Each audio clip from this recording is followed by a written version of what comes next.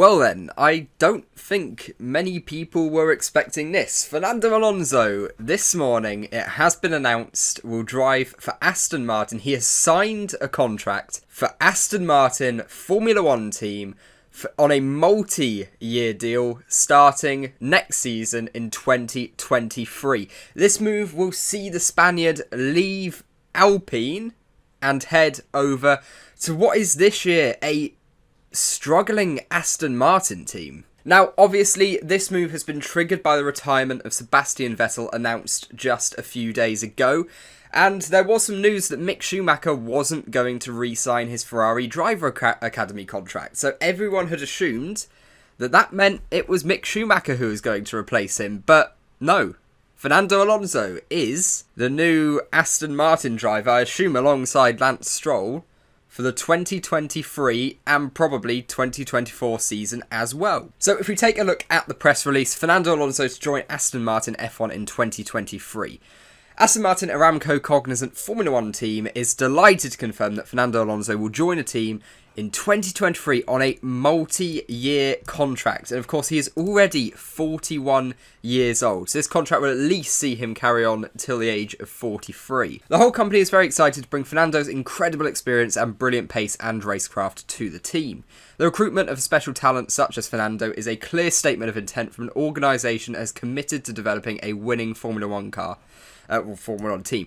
But still, this is, I think, the most important bit for me.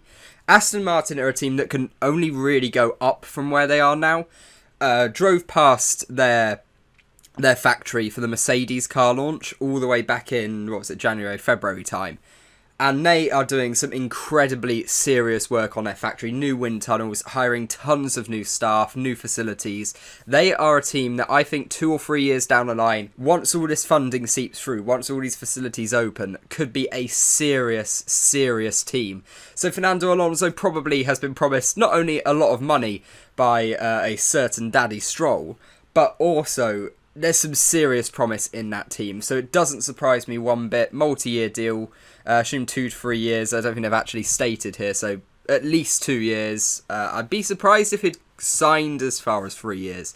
It could well be 2 years with an option of a third. But really, I don't see Fernando Alonso racing in Formula 1 until the age of 44, 45. That seems a bit much. But as Fernando Alonso says, the Aston Martin team is clearly applying the energy and commitment to win, and it is therefore one of the most exciting teams in Formula 1 today. I've known Lawrence and Lance for many years, and it is very obvious that they have the ambition and passion to succeed in Formula 1. I've watched as the team has systematically attracted great people. There's another big thing. They have hired some of the biggest engineering names in Formula 1, stealing from Mercedes and Red Bull. So again, that was really recent. So those new staff members, they don't have the time yet. They haven't had the time for all of their ideas, all of their skill to actually seep through into the car, because it just takes so long to develop a Formula 1 car. And I've become aware of the huge commitment to new facilities and resources at Silverstone, which is, like I mentioned a little bit earlier. No one in Formula 1 today is demonstrating a greater vision and absolute commitment to winning, and that makes it a really exciting opportunity for me. Alonso saying, I still have the hunger and ambition to fight, to be at the front, and I want to be part of an organisation that is committed to learn, develop and succeed. If we look at what Lawrence Stroll had to say, I've known and admired Fernando for many years, and it has always been clear that he is a committed winner like me. I have set out to bring together the best people and develop the right resources and organisation to succeed in this highly competitive sport. And those plans are now taking shape at Silverstone. Which, again, like I say, that's very much true. Some of the work they're doing is absolutely phenomenal from a facility point of view. It seemed natural, therefore, to invite Fernando to be part of the development of a winning team, and we very quickly established in our recent conversations that we have the same ambitions and values, and it was a logical and easy to confirm our desires to work together. I mean, and then Mike Crack as well. He's obviously got a lot to say, but there we go. I mean, that's just the biggest news really going around in Formula 1 at the moment. Who was going to replace Seb? Well, Fernando Alonso. Found one of the only drivers who are older than Seb on the grid. But seriously, multi-year deal, at least 2-year deal we've got going here, probably with an option of a third. There's a very real chance 2 or 3 years. I don't think next year Aston Martin will be a contending team for podiums or anything like that. They'll probably be back around the top 10 where they sort of were a couple of years ago with Racing Point. But 3 years down the line, 2-3 years down the line, they very much could be. If they use their facilities well, there's no reason that this is a bad move for Fernando at all. I think he might struggle next year. I don't think he's going to pick up that many points. But 2024, 2025, that's where the success could be, because all of this funding will have time to seep through into the design philosophies of the car.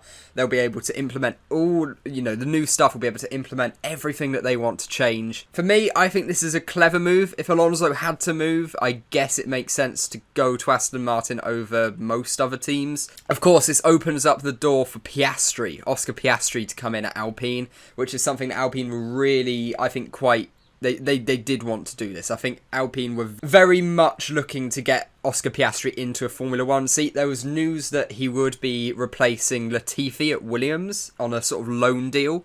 No need for that anymore. Alpine can absolutely put Oscar Piastri in their car, and he is a long-term driver, a bit like what Fernando has been for them and sort of would have been. But Oscar Piastri, nice long-term driver alongside a fairly young driver in Ocon as well. That is good for Alpine.